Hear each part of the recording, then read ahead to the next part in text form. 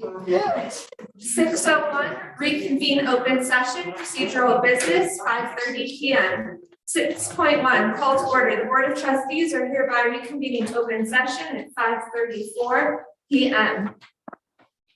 6.2, roll call. Trustees to identify themselves by first and last name to formally establish quorum. Dr. Natalie Lindeman, trustee area 4. Dr. William Millinger, trustee area 1. Anna Ridland, trustee area 2. Cindy Gardner, trustee area 3. Jordan Zarate, trustee area 5, Running Springs, Arrowhead Lake, Green Valley Lake. Still. 6.3, pledge of allegiance to be led by Mrs. McGillicuddy.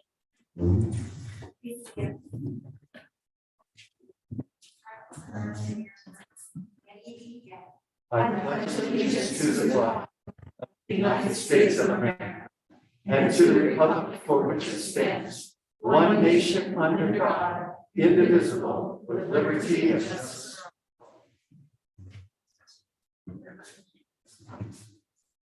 Seven closed session report. 7.1, announcements of reportable actions taken during closed session.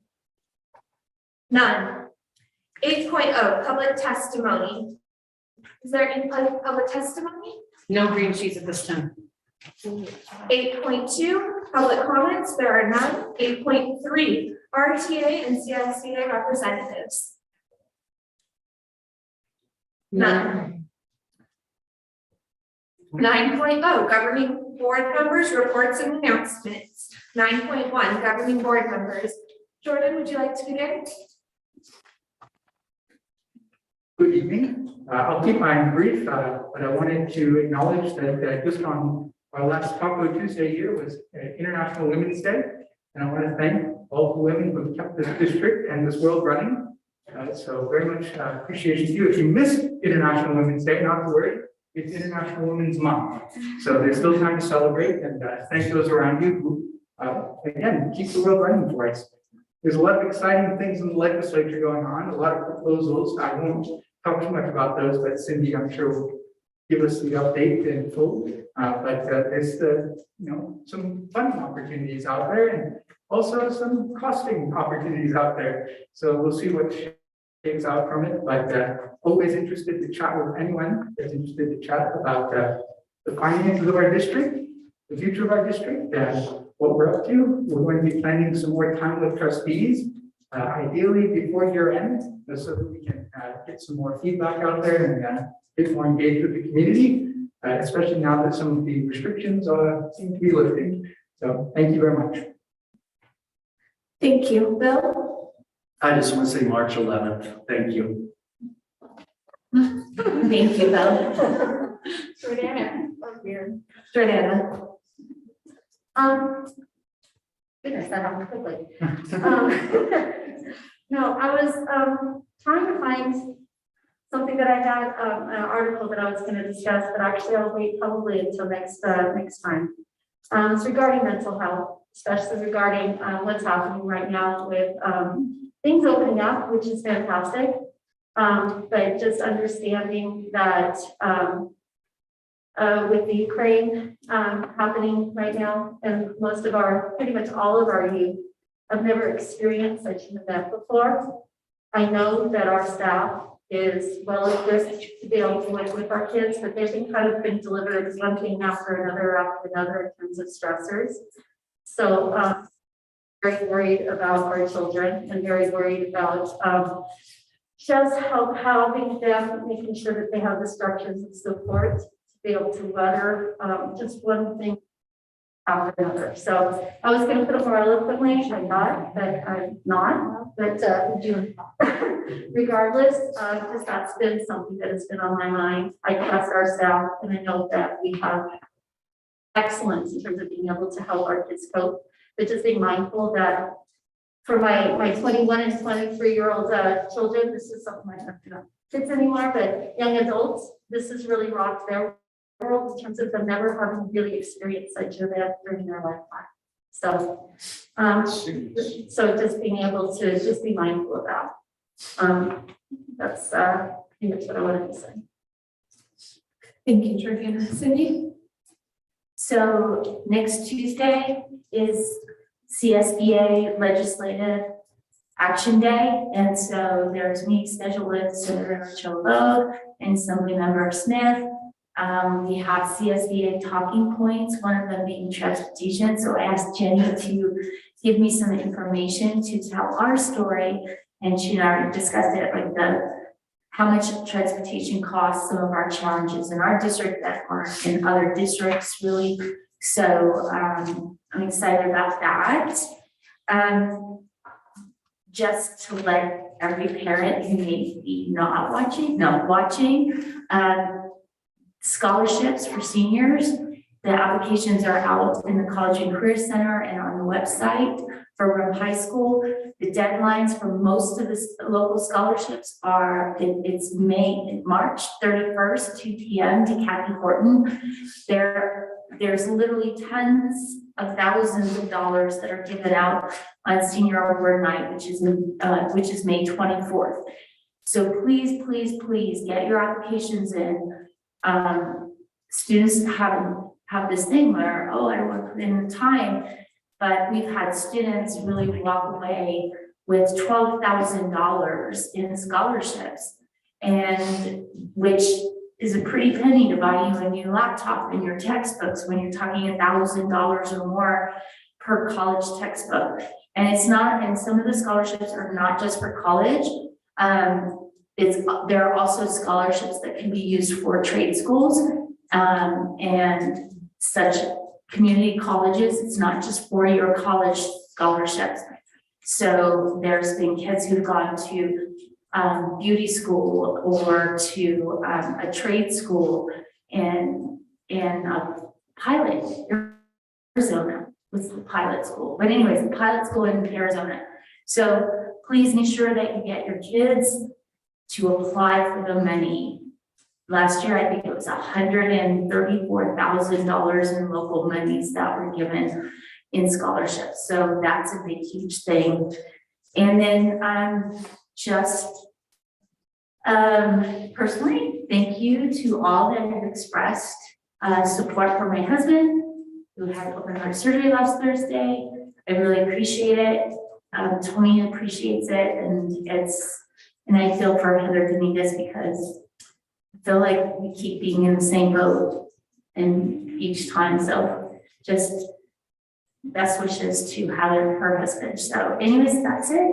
Thanks. Thank you, Cindy. I appreciate that everybody already very briefly touched on things that I was going to talk about. There's some mandates lifting, and I think that that's exciting news for many in the community, many of our students.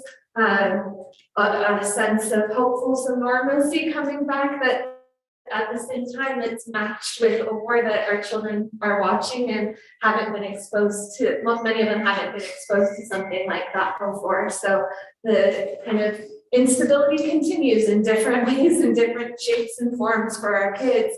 And our focus has to be on caring for them and their priorities first, and noticing that, without those core kind of safety and stability things in place, it's really hard for them to strive academically.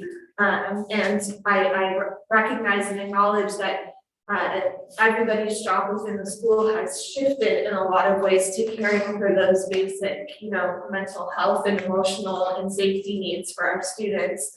And we've done a great job of that. I think that it just seems like we're adapting to something new all of the time, and new stressors and new problems going on in the world. We're going to have some pretty darn resilient kids at the end of all of this. I know that.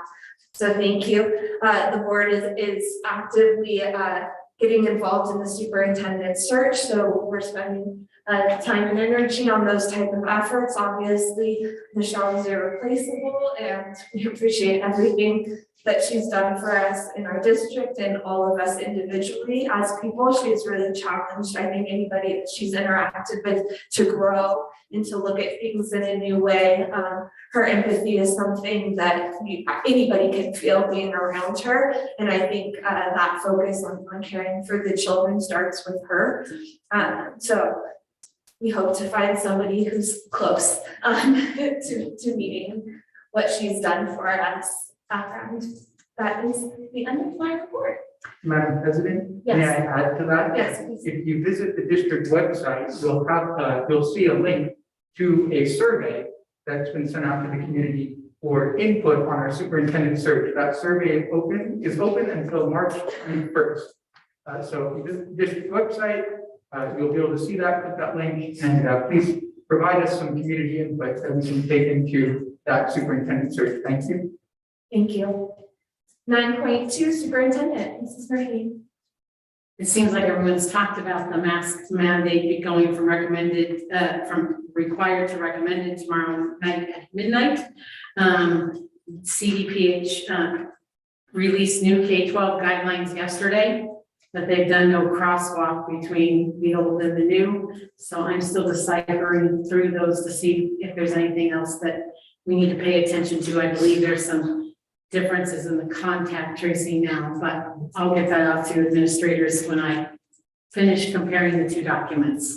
So I'd like to congratulate high school that have 4 wrestlers that made it to nationals. So they're fundraising for that opportunity to go to Virginia, I believe. That's what I was told. Yes, thank you, Ms. Story.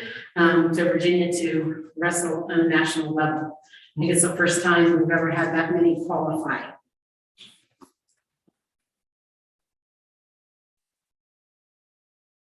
We have used 5 of our 6 snow days on our calendar, so we are getting questions about that. So there were some snow days coming up. They're no longer snow days.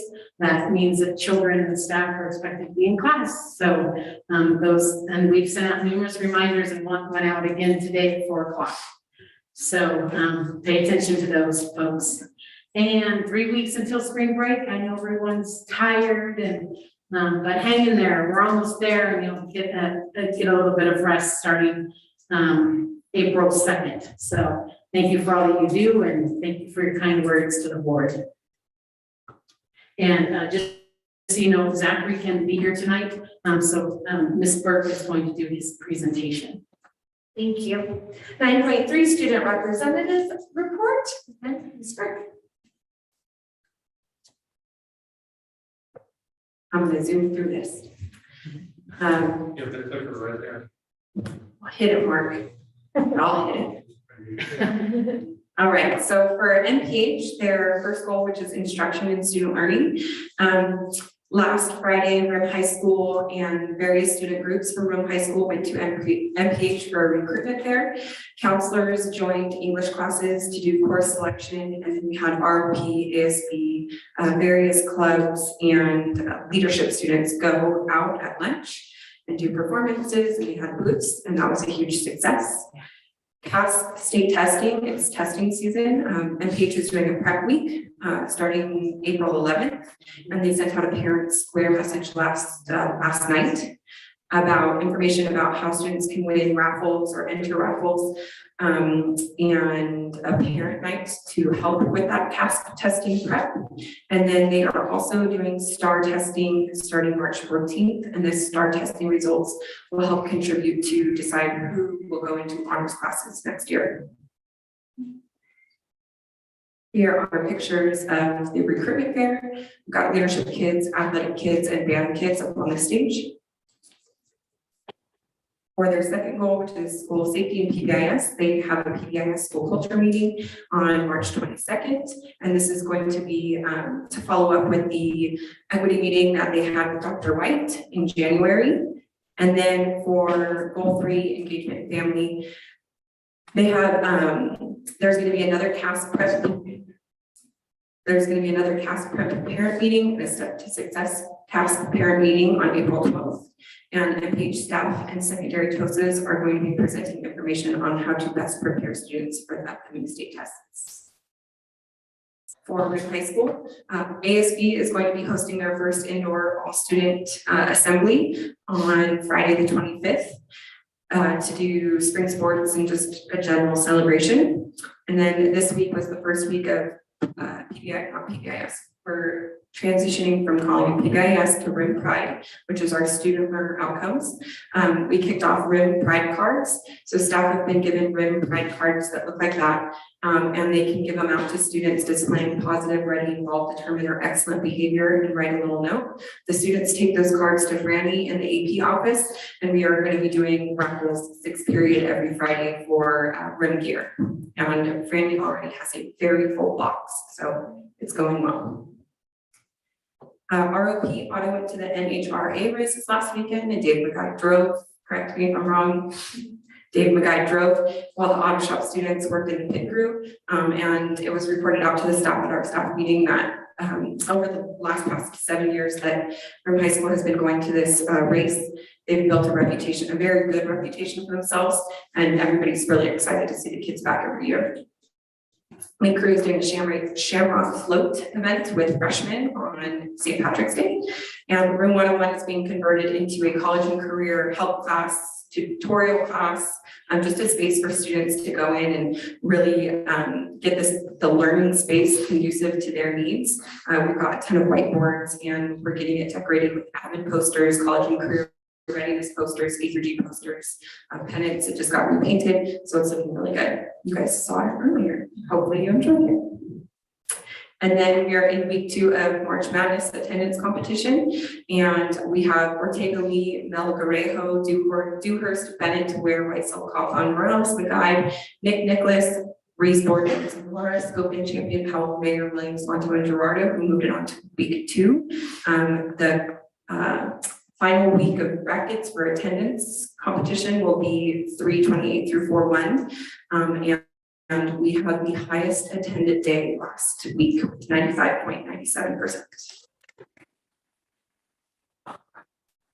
Striving for 95 every day. Good job. Yes. And the winners of that March Madness competition will get a March Madness t-shirt and a pizza party. All the kids will get a t-shirt. So for Eagles, they have 6 seniors that are close to finishing up their credits for the check that ends on April 15th. The seniors are getting excited about the end of the year activities, purchasing caps and gowns, and they are holding parent teacher conferences for students who are not performing, and those have been in good attendance. Mountain High School is working with Sierra School Company to look at new furniture that's more conducive to learning environments, and they're still working with a consultant to make changes to improve their program, including offering variable credits.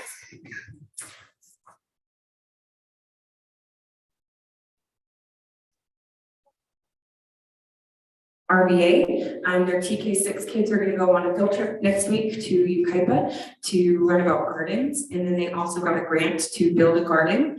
Hopefully it will be on the board agenda next month. And then they got another grant from RimEd for garden supplies. And they will be sending out a survey to families towards the end of the year to determine or get stakeholder input on improvements that they can make for the upcoming year. And they should have a mascot decided by next month.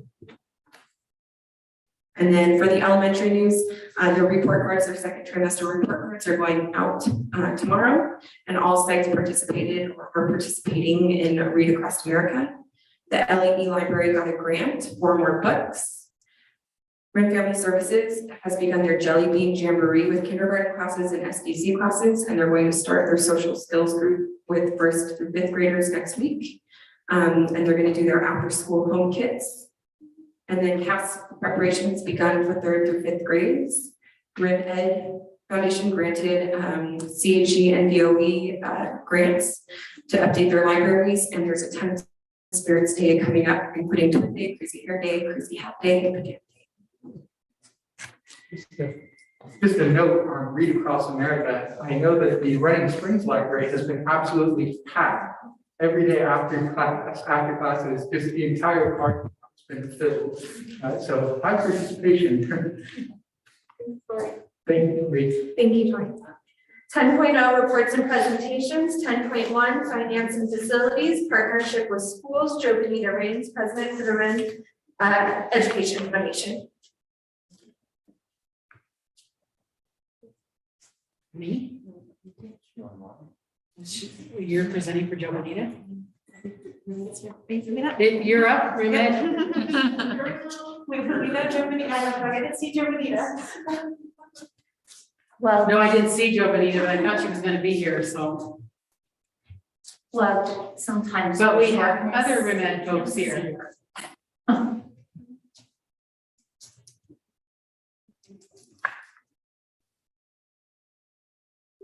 I'll go ahead and let them introduce themselves for Brenda Foundation. My name is Priscilla Williams, and I'm the chair of the partnership with schools with rec committee. And to my left is Karen Poe. I am Karen Hogue. My kids went through all the schools in the district, and now my grandkids are. Oh, cool. And I was principal downhill, and now I'm retired working for Cal State. And I'm the chair of the grant committee. I have copies of what I'm going to be reading from, and I'm not sure that I have enough. So we can't hear you. Oh, push the mic up. And if you want to take your mask off, it's up to you. Sorry, so. Just go through. Okay. You know what? No, we can't.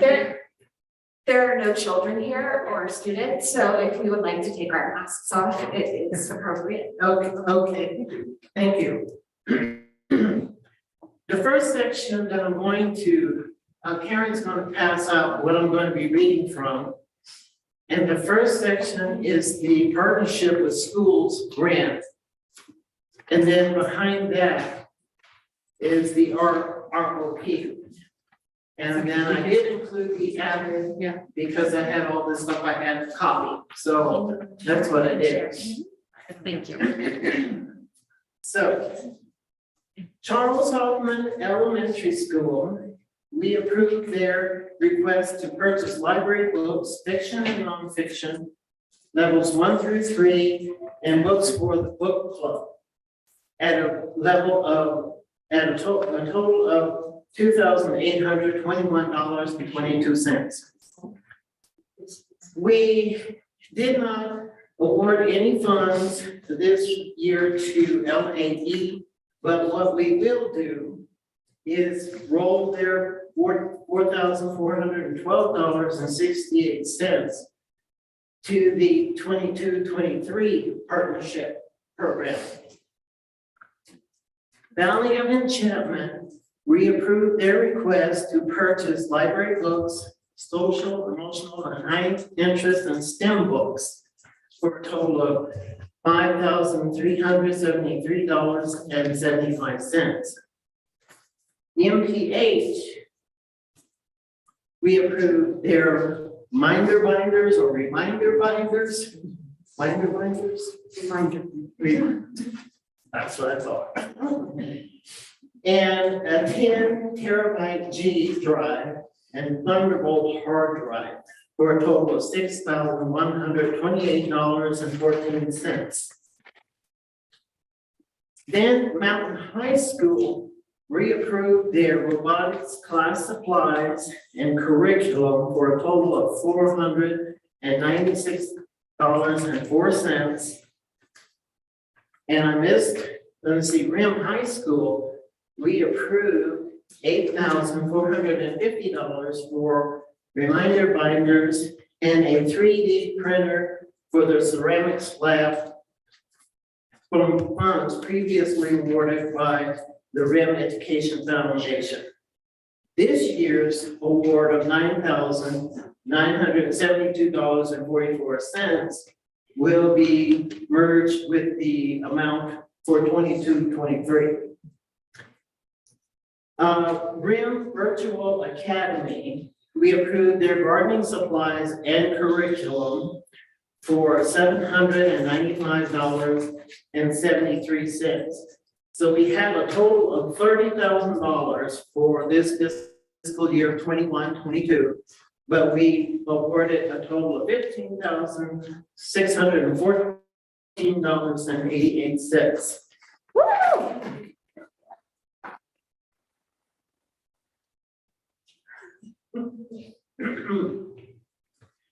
Then ROP received $10,000 to purchase 9 computers, tripods, cameras, cases, and secure shelving for MPH pathway program. That's cool. The ACT program is there, and there's money there, but I think that's going to be awarded at a later date. And Joe Benita had the checks. Big check. Big checks. She's so little, maybe the check's gonna. Move her away. Could be. And I have the MOU, so I'm not sure who I give that to. Do I give it to you, Jenny? Yeah, we already have a copy of that. I have a break. Yeah, oh, okay. Yep. Okay, It's already on the agenda for this evening. pardon? It's already on the agenda for this evening. Oh, okay.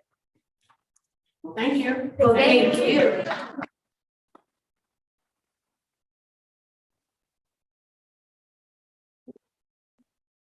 Ten point two, budget enrollment and second interim report, Jenny Hammond, Chief Business Official.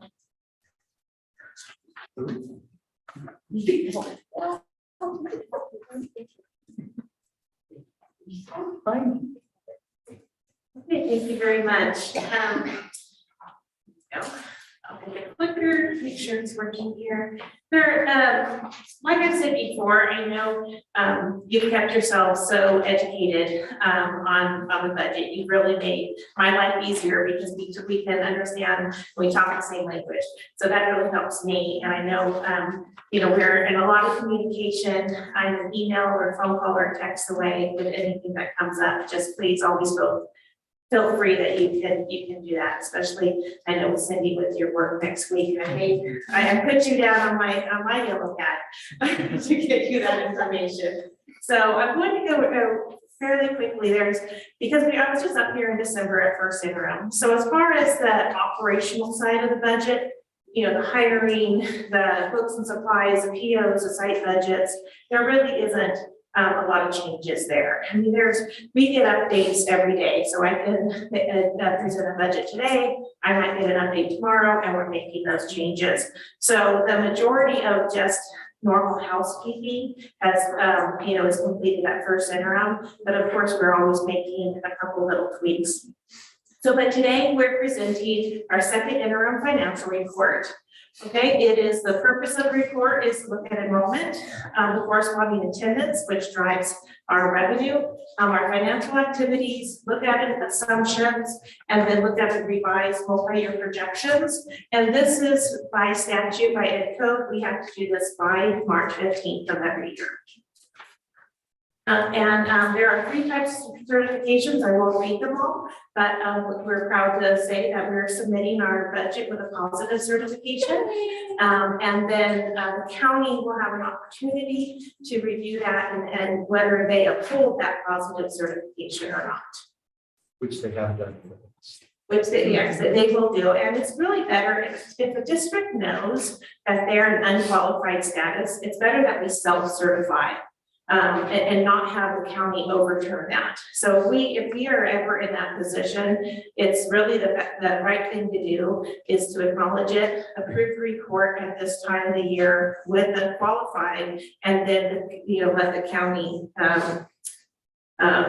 certify us our self-certification, because it just when the county overturns a district that gets reported to the state, we don't want to be in that situation.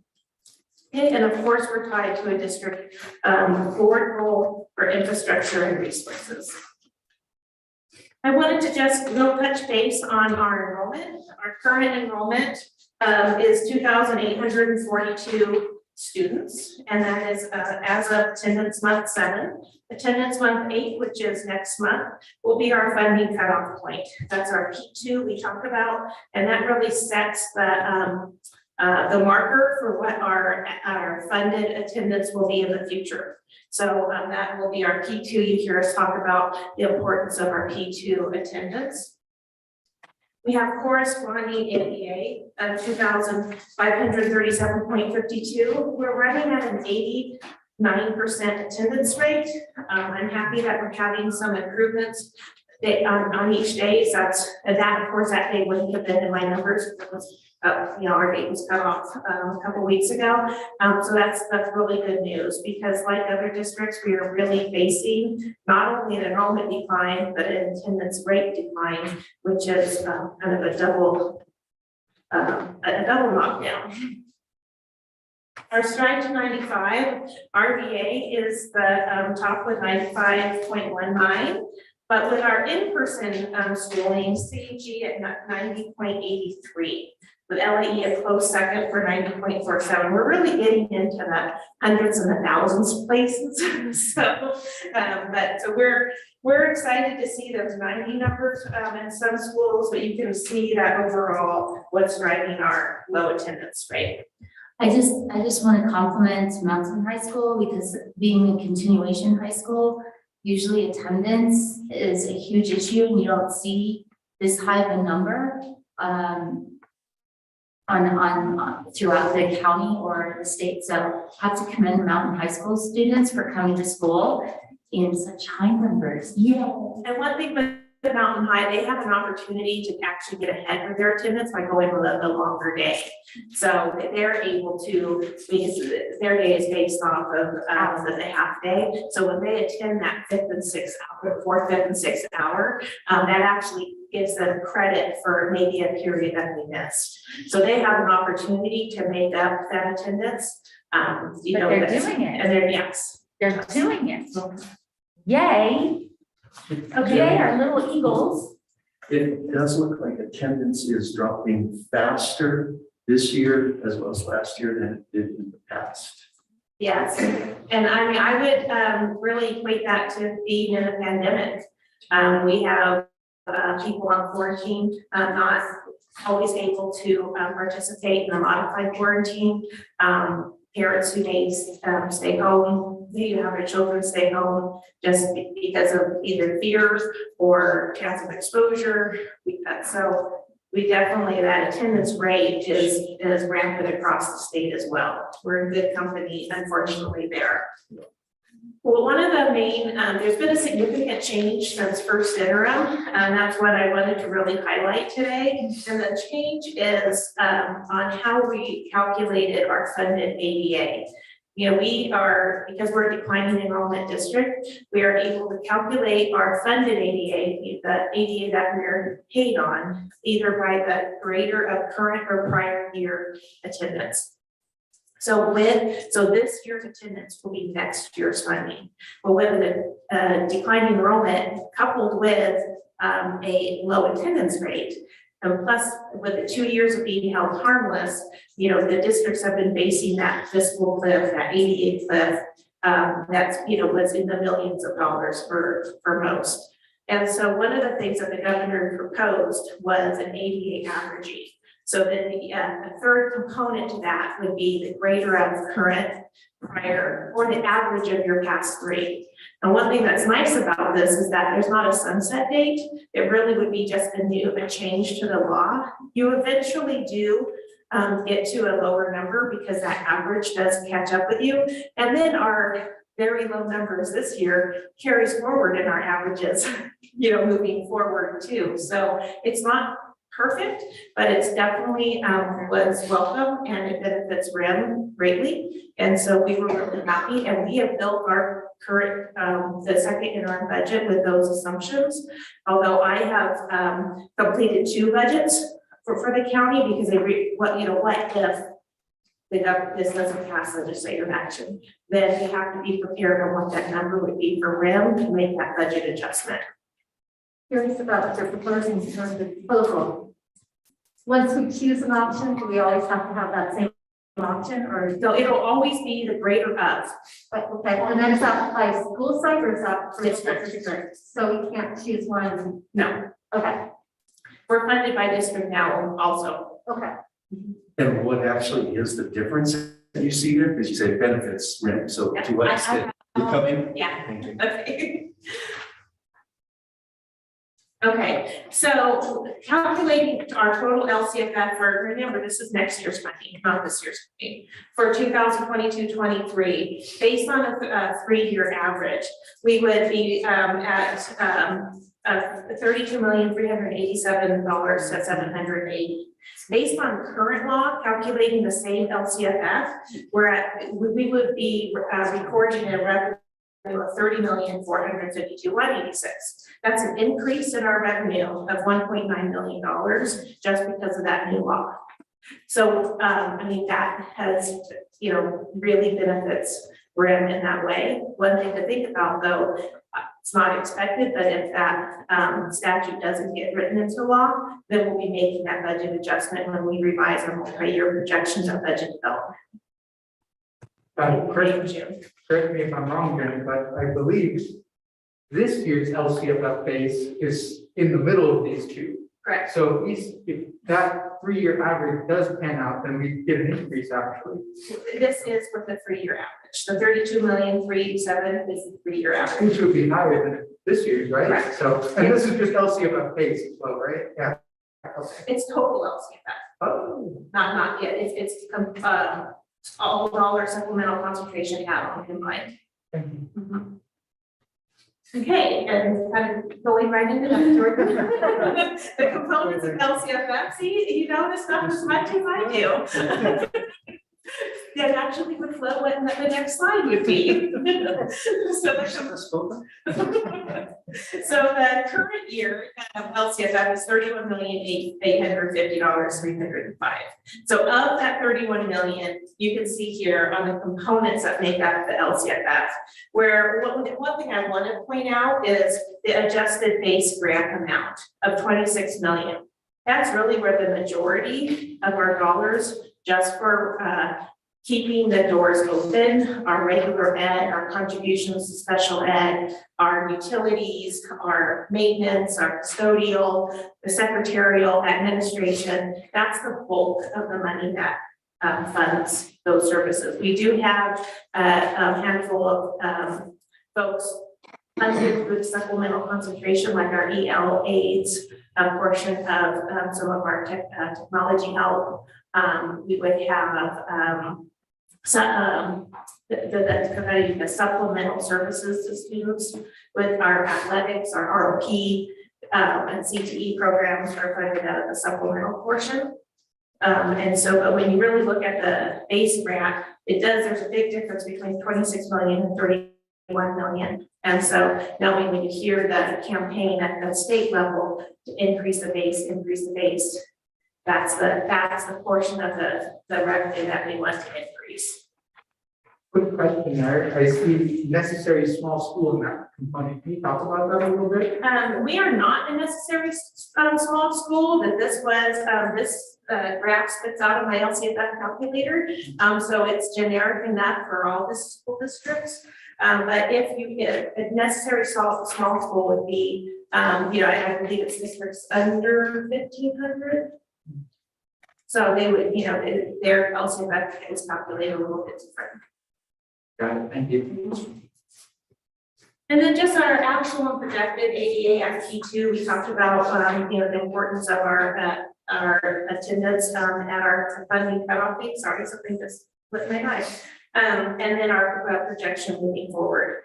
You can see that we are projecting in the 23-24, our 22-23 ADA is projected to be higher than the current year because we're assuming that we're going back to an average 88% rate compared to enrollment and not be at an 88, 89. Sorry, something really in my mind. So, and then moving forward, we have about a 93% attendance rate and ADA lowering relative to enrollment. Okay, we wanted to just real quickly, we talked a lot about COLA, but this is just a historical look at COLA up until, and then the projections based on the governor's the January proposal of what there's been no change for the 21-22 COLA, but then we did have a change in the 22-23 and 23-24, which is in our multi-year projections. Those updated COLAs are reflected in the total LCFF. Is COLA sensitive to inflation? Yes, but it is a national number, and so it might not be necessarily relative to California inflation. That's so when a number is based on a national, California may be experiencing higher inflation than other states. It might not be keeping up with what we're truly feeling for inflation. Okay. Just so you've seen this slide before, just a reminder of CalSTRS and CalPERS and the continued increases that we have. We did have some relief last year, but moving forward, that's not expected in any of the governor's budgets. So it's flat? STRS is expected to be flat in the 22-23 school year forward. Cindy, is this one of the things you're gonna advocate against? Yeah, it always is. Yeah. Because after this year, we do not, there's no buy down at all. There's no intention. There's not even talk about the governor in his May revise making this adjustment. So whenever you talk to a legislator, please make sure you talk about this. They've heard it from us a million times before, but I think we just need to educate them that the governor's budget does not include relief. And that the COLA, especially during this time of high prices, and especially the fuel costs, the COLA is just not covering. It normally doesn't, but it just is killing us between the higher costs of operations, PERS and STRS, health insurance, even though it's not going up too much left next year, it's just the fact that it's continuously increasing. And then of course, unfunded mandates, transportation, special ed. And one thing about the health insurance, we did have a smaller increase in the total cost of health insurance moving into next year than we budgeted. But one of the things that Blue Shield and Kaiser both have not done is they have not reversed their rates and taken into consideration that COVID expenditures. So our increase for anything COVID related, we did have a lower utilization because of really a 2-year stall on a lot of elective surgeries or things people are postponing, which kind of is not necessarily the good thing. People are postponing, wellness visits and things like that. There was an overall in our GP pool, a lower utilization, which drove a smaller rate increase, but it does not have the impact of COVID fully built in there. They're going to do a 3-year kind of look back and adjust their rates probably going into that 23-24. Okay, this is just a snapshot of the multi-year projection starting from revenue, expenditures, and then our ending fund balance. A more detailed of this spreadsheet is in your board folder, where it's a 5-year look at our multi-year projections with revenues, expenditures, ins and outs. It's what we sometimes look at in other maybe more in-depth meetings. You can see we are projecting a positive ending fund balance in the current and the 2 subsequent fiscal years, which is why we're certified positive. I'll let you look at that at your leisure. Feel free to call me with questions. Then, of course, just an overall snapshot of our total school district's budget in Fund 1 and by major category. Okay, wanted to highlight our deficit or surplus spending with and without the AD averaging impact to our revenue. So one of the problems RIM has had, we've had declining enrollment and deficit spending. Declining enrollment, deficit spending. It's just been, kind of the way of the world, except for maybe one-time money has come in and kind of saved the day. But so without AD averaging, you can see how we would be, because I did a 5-year budget with and without the AD averaging, what our deficit spending would be if that doesn't get written into law, and then what our actually surplus spending would be, assuming, and this is as of the budget today. In our assumption, there isn't placeholders for things that we might be negotiating or, new revenues or other type of new expenses. So as of today, this would be our surplus in our spending with that ADA averaging. And then, but without the 88 averaging, we are back still in a decline, in a suspending pattern. This is the ending fund balance that we're looking at? No, just the revenues minus expenditures, Ah. kind of down and dirty. Are we spending more or less than we're bringing in? Nothing. Okay, the next page is just, there's been a couple changes since first interim, but our assumptions, that, you know, as we build multi-year projections, we do have to assume things. We have to assume certain amount of retirements, certain amount of FTE or position loss due to declining enrollment, increases in health and welfare, increases in STRS. You know, so we have those kind of plus and minuses from year to year. But you know, the three items that did change since first interim were the first three bullets, and that is, of course, how we calculated LCFF, total LCFF. It does not include anything that might be, you know, being negotiated right now or additional spending. And then the budget committee, because we were working on layoffs before COVID, and we were able to sustain some of those positions with COVID. Those positions are not brought back into the unrestricted side of the budget. Okay, so that is then ongoing savings, although less staff, but as the enrollment declines, you know, we do have to shift our workforce as well. Okay, the components of our reserves. You can look at that. I mean, it has not changed. Just a quick clarification, that 3% for economic uncertainties, that doesn't even cover a month of payroll, does it? No. Okay. So. Airplane jargon. Okay, thank you. Yeah. Um, Okay, and next steps. So we will continue to monitor state mandates, enrollment, ADA. We'll look forward to the governor's May revise, and we'll be all attending a conference for that May 20th. We'll revise our multi-year projections as things change, revenue and expenditure side, and then we'll just continue the normal course of business in collaboration with our bargaining units, and keeping you updated as best we can. Have any questions? Yes. I know that universal meals, everybody, any kid who wants to eat gets a meal. And so therefore it's helping child nutrition services.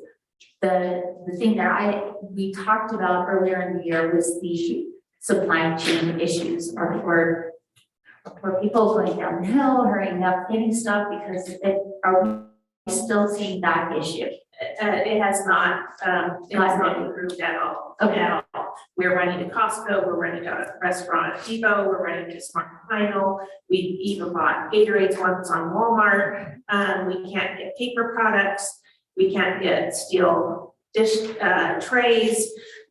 So there's things Lisa's ordered 2 or 3 months ago, and like just an example, nachos, you know, one or the other, cheese came and not the chips, or the chips and not the cheese. Well, we can't do, you know, they need to be there at the same time. So, so there's they had to be really creative with their menu, because of just not knowing what we're going to get. One of the neat things though, that Lisa is working with is she's working with a local, a semi-local farmer, who's also going to be one of the farmers at the Twin Peaks Farmers Market. And they're participating in the farm to school program. And so making that connection, because that's been one of the things, it's been hard for us. We don't have the connection schools have down the hill, that you have someone 20 minutes away from you. And it's really the how to get these products to us and be able to ship and work up and whatnot. So she's just starting the conversations with that group to try to get some more fresh fruit and vegetables. So how sensitive are we as a district to inflation? Well, I think that even prior to COVID and prior to seeing the inflation that we're seeing as a state and nation right now, I think our cost of living up here in the mountains is a little more sensitive to it. We have higher costs in our transportation because of wear and tear. Some of our newer transportation technologies like the CNG, they're not built like the Thomas's buses that were 30 years old that can keep going. CNG buses are not built that way. We're having to already replace engines. Our fuel station is 12 years old and that's going to need some repairs. So some of the newer technology has come with the products themselves don't have the longevity. Gas, of course, heating, our water is more expensive. So I mean, I think COVID or no COVID, inflation rampant or not, we see higher costs for operations up here than, maybe an average school. We don't have air conditioning, so we're, maybe Hesperian has crazy, electric bills where ours is the gas bills in the winter. So, our roofing, 10-year certs, inability to, right, in the past, look at a bond, deferred maintenance, things like that. We're still going to have to find a way to fund some of these items. So if we're looking at, say, for today, that February might be as much as 7% inflation, is that already built into the budget, or is that something that we'll be hearing about later? Part of our theory is besides things like utilities that we have to have, we'll just constrict our spending to what that dollar can afford. So sometimes it's not necessarily in all areas an increase to a budgeted expenditure because we will just either do without or lower what we buy, which has other ramifications. So, I mean, there's a lot of good news in this, so we need to, but yeah, there's some concerns. Any other questions, anybody? Thank you. Thank you. 10.3 was deleted, 10.4 also deleted. Setting direction 10.5 legislative update report, trustee Gardner. Yes.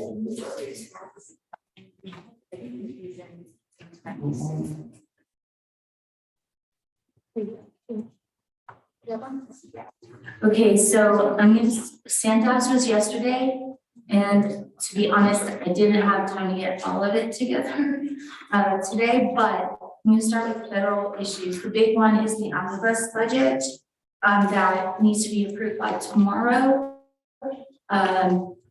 There's huge disappointments based upon what was introduced by the president in the fall, which included tripling the amount of Title I and special education, the increase to special education. That would see the most significant increase to special education for decades.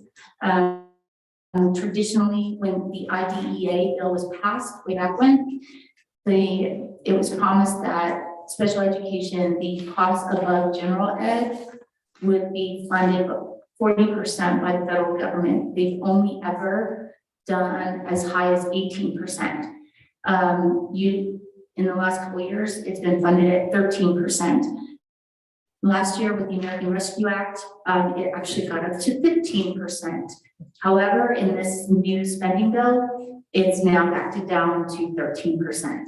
It's really disappointing because there was such high hopes and bipartisan support for increasing funding to special education. So that is a huge disappointment. The expectation was Title I would probably not see that kind of increase, but to have special ed actually get in some ways a cut is incredibly disappointing.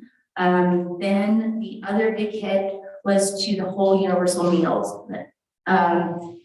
You have Senator Minority Leader Mitch McConnell who came out and said he's not going to support that in this spending bill.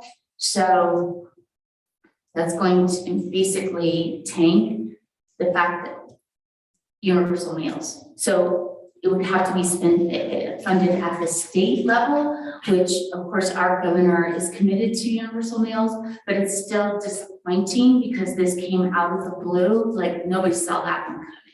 So that was very unfortunate as well. So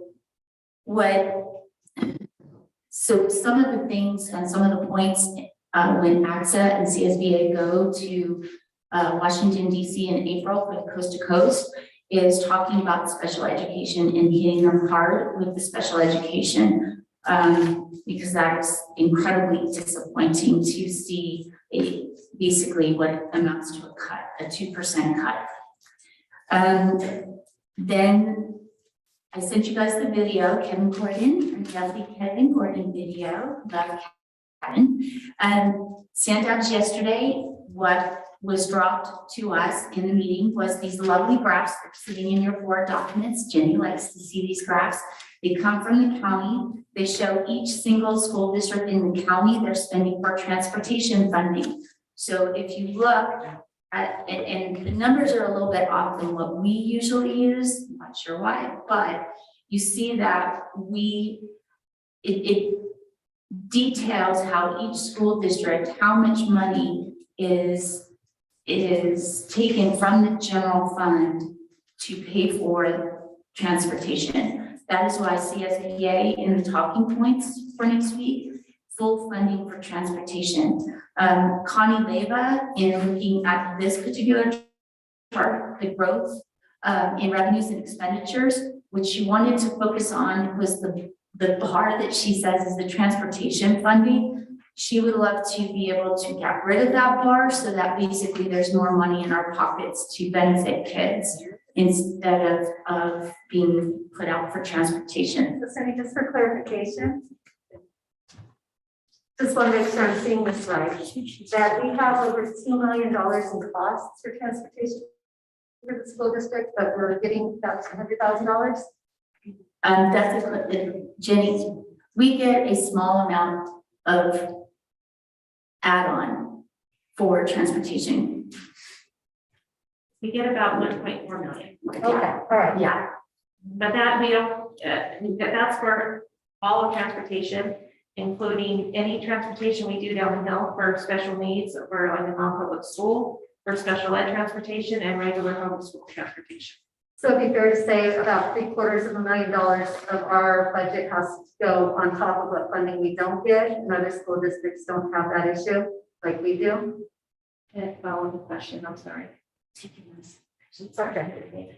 Our transportation costs, because of living up the mountain and the issues that we're dealing with, mean that we have to pay a higher, we have to pay a higher percentage of our budget towards transportation, and we're not getting that money. So Correct. where other school districts might be able to have money to go towards other things, we have to put a disproportionate amount into transportation. Yes, and some districts, they may forego the add-on to their LCFF, but maybe they don't have to offer transportation because they're in a, couple miles, of city block schools, the sidewalks and other means to transportation. Then you have the special education funding. Again, it details every single school district in the county. As you can see with REM, the general fund unrestricted contribution to cover general fund is to cover special education for us is $2.7 million, over $2.7 million, which I think that our numbers are a little bit higher, correct, Jimmy? Ours are a little bit different at this point. Just getting this today, I did not check where they pulled these numbers from and go back to last fiscal year. We just got these yesterday. Yeah. So, but you will see that we figured it out in Sandhouse. You see Apple Valley sitting at almost $18 million. You're seeing like Chino Valley over $24 million. What we looked at is their total budget and their transportation costs, and all of us are looking at the same amount of percentage of our general fund dollars to cover transportation. About. You mean special ed? I mean special ed. Okay. Jeez Louise, sorry. Look at me. So just interesting to see that the same story, we're telling the same story to legislators over and over and over again. Full funding transportation, special ed, let's put some pressure on our congressman to finally have the federal government do increases as was proposed in the fall over a 10-year span to get to the 40%. So anyways, those are some main points, talking points on the federal and the state level. In terms of bills, Sandab's, this was crazy. So on the very last day to introduce a bill, which was February 18th, that day, just that day, 600 additional bills were submitted that day. And at the last meeting, I told you that there was about 2,000 to 2,500. So literally the last day, 600 new bills. So Sandabs, what they did is took some of the top 10 education bills or bills relating to kids to kind of have focus and discussion for one meeting. So the top bill was the AB 1640 by Assemblymember Martucci. This one has to do with local control funding and the base grant, and really looking at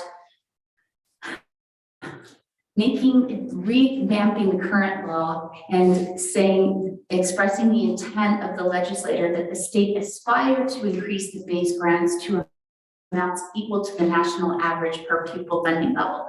The interesting word is aspire, but it's a step in the right direction in saying we increase the base, which is the whole message. Don't give us more money in concentration supplemental and tied to unduplicated count students. Really increase that base funding, and then all students will benefit. So Sandabs, of course, took a position of support, because that is the main messaging that we've always had. The next one, of course, is the vaccination immunization bill, SB 871 by Senator Richard Pan. We are keeping a watch position on this. If it passes, it would take effect on January 23rd. And of course, this is the bill that would make the COVID-19 vaccination, fully vaccinated kids as part of the required immunizations. Very controversial. Let's see how that plays out. Then we have, and by the way, Senator Pan terms out, so he's the one that pushed in 2015 to have those 10 kindergarten shots be required. So this is sort of his thing. Then we have AB 1948 by Assemblymember Ting. This is an interesting bill because, like Jenny has said, we fund, oh, is that 10 minutes? Yeah. Shiza, okay. Sorry, I will speed this up. So this one is interesting because the fact that we've had, with universal meals, we've had an issue with trying to make sure that every parent fills out that card for free and reduced lunch.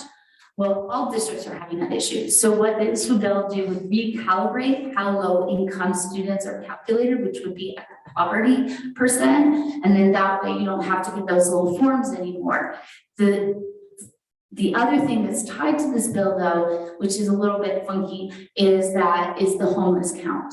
Then this bill would say, okay, we're going to count homeless twice. So if they're EL and homeless, they would be counted twice. If they're homeless and low income, they would be counted twice. So for districts that already have high concentration supplemental funds, they're gonna get even more. So districts that are sitting at 54% undue, I mean, it just is creating that gap between the haves and have-nots and widening that. And it's kind of the antithesis of the message of put more money in the base. So anyways, I'll type this up with the positions. We didn't touch base with the SB 906, which is the one that says, hey, let me find out if you have guns in your house and how you store those guns and what is the access of your student to those guns.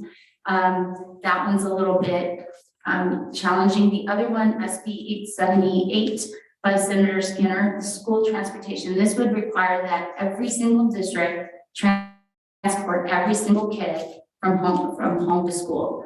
And there's challenges with this bill in terms of sustainability. Is this going to be fully funded or not? Or do we get to suck it up and too bad for you?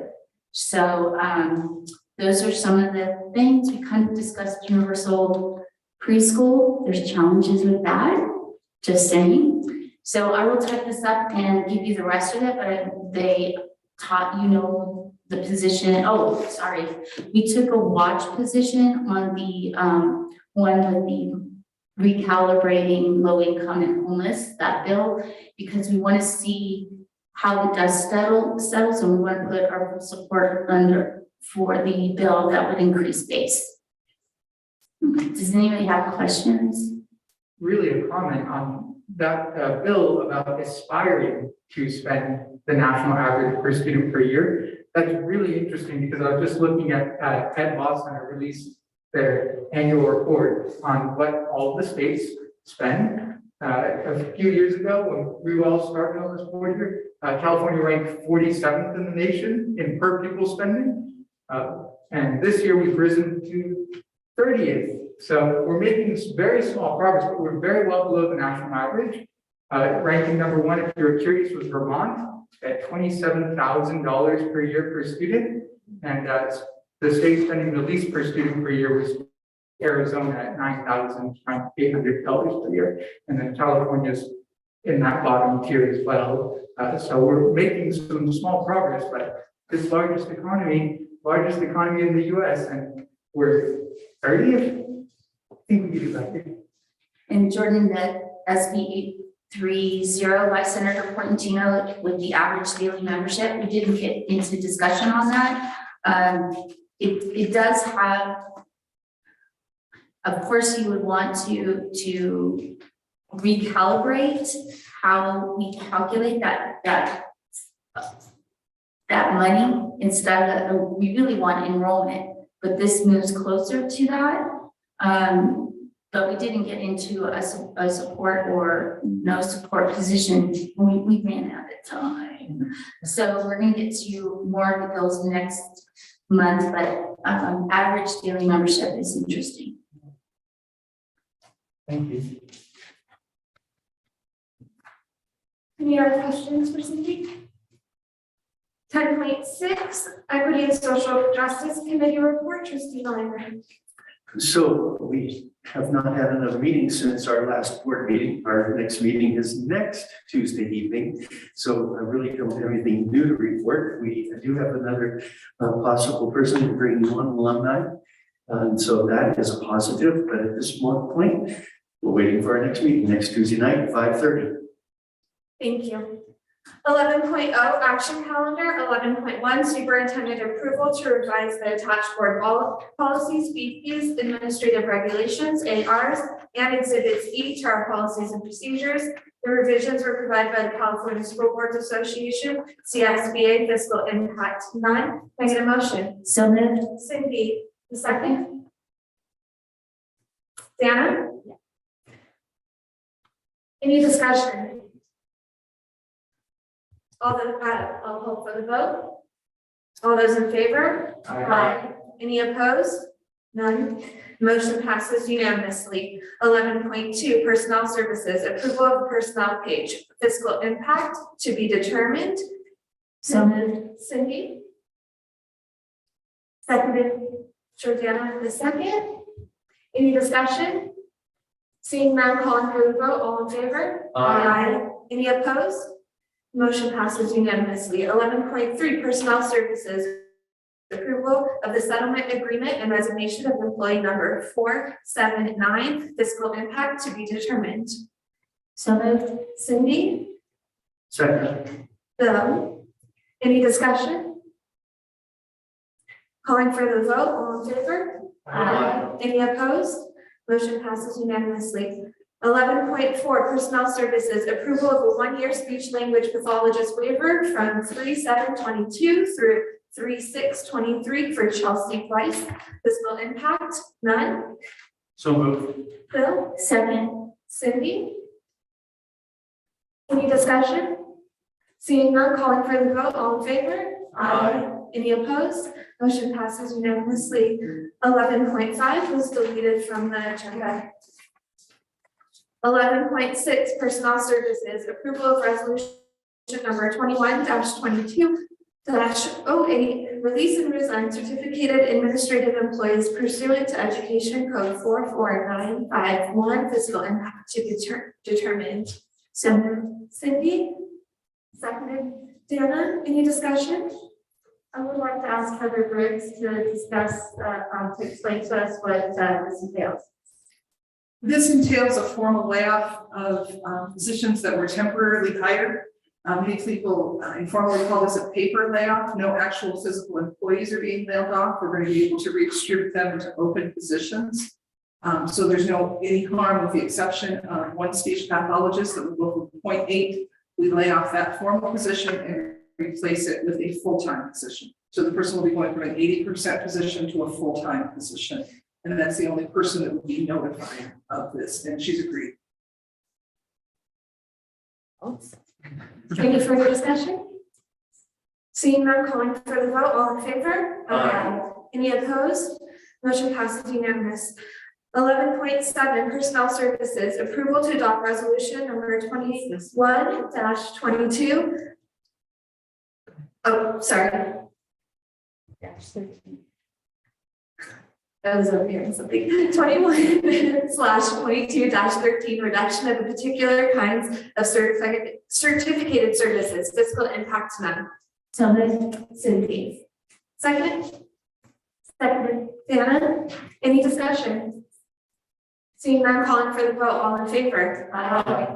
Any opposed? Motion passes unanimously. 11.8, Business Services, approval of the 2021/2022 second interim financial report and certification of the district's financial position, fiscal impact none. So moved. Bill? Second. Cindy? Any discussion?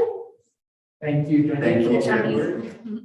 And your department. Absolutely. This is one of the more exciting interims that we've had to look over. I need to correct an item that when you asked for clarification on 11.6, that's a closed session item. We can't give clarification in open session. 11.7 is what Heather was explaining. Okay, all right. Thank you.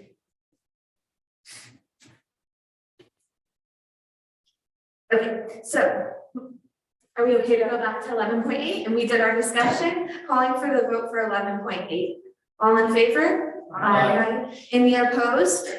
Motion passes unanimously. 11.9, Business Services, approval to resolution number 21/22-11 for the sale and negotiation of a purchase and sale agreement for district surplus property located at 27315 North Bay Road in Lucia, California, 92317, fiscal impact none. So moved. Cindy? Seconded. Jordana? Any discussion? Seeing none, calling for the vote, all in favor? Aye. Any opposed? Motion passes unanimously. 11.10, Business Services, approval of resolution number 21/22-12, finding the sale of district property is exempt from the California Environmental Quality Act and approving the filing and recordation of a notice of exemption, fiscal impact none. So moved. Cindy, seconded. Shannon, any discussion? We learned a new word. Recording, like, we didn't just be recording. Could you provide just a quick overview for those who might be curious about this? Okay, for 11.10, the approval of certifying that the surplusing of Grandview is exempt from the California Environmental Quality Act. The sale in itself, we're certifying that the sale itself will not cause an environmental impact, like that action. Depending on who, if we ever got there, utilized Grandview, their use may have an environmental impact, then they would not be exempt from that. And this is a kind of a checkbox that we have to go through before we can start the notification process, which is actually ready to go. It'll either be tomorrow or Monday or Tuesday, probably by the time we get the letters out and written for to notify the governmental agencies on if anybody has interest in Grandview. So it's just a check mark that action itself, selling it, does not have an environmental impact. Thank you. Any further discussion? Calling for the vote, all in favor? Aye. Any opposed? Motion passes unanimously. 11.11, business services, approval of the monetary donation from the Rim of the World Education Foundation in the amount of $10,000 to the Rim of the World Unified School District ROP/CTE program and $15,614.88 to the Partnership with Schools program and memorandum of understanding regarding the terms and authorized uses of these funds. Fiscal impact, $25,614.88 donation. So moved. Bill, Second, any discussion? may we have the big checks? I know you guys are. I've been texting with Joe Benita. We're gonna do pictures at the end because we've already went through their item. So, so we're holding off on the big check. And principals know to stay. Thank you. We shouldn't be much longer. Red Foundation. Yes. Yeah, we really appreciate the work of the RIM Foundation. So Joanita and your whole team, so thank you. In that regard, calling for a motion, all in favor? Aye. Aye. Any opposed? Motion passes unanimously. 12.0, consent calendar. Items pulled for separate vote and discussion to be taken into consideration during agenda item 13.0. Would anybody like any agenda items removed? Seeing none, I shall move on to 12.1, I can just read them all. 12.1, 12.2, 12.3, 12.4, 12.5, 12.6, 12.7, 12.8. Can I get a motion? So moved. Cindy? Second. Bill? Any discussion? I'm just excited about 12.2, governance solution for us. I think that's really going to save some time and be a little more accessible for folks when they want to look at our agendas and stay up to date on it. I think it's a really time saving and worthwhile. Sue's gonna do the happy dance after this, so let's. All the way home. All right, calling for the vote. All in favor? Aye. Any opposed? All right, Sue. Passes unanimously. Thank you. 14.0, governance team future agenda items planning. 14.1, time allotted for board of trustees to request agenda items for future meetings. Seeing no one respond. 15.0, future meeting dates. Board meeting workshop, March 24th, 2022 at 4 p.m. Location to be determined. Regular board meeting, April 21st, 2022 at 5:30 p.m. Location to be determined. Per California state mandate, masks are required to be worn properly by fully covering your nose and mouth on all K-12 campuses while indoors as of March 12th, 2022. Face masks will be expired. Hold that. 16.0, recess to close session if necessary. It is not necessary. 17.0, adjournment. Can I get a motion? I make a motion to adjourn this meeting at 6:52 p.m. Second.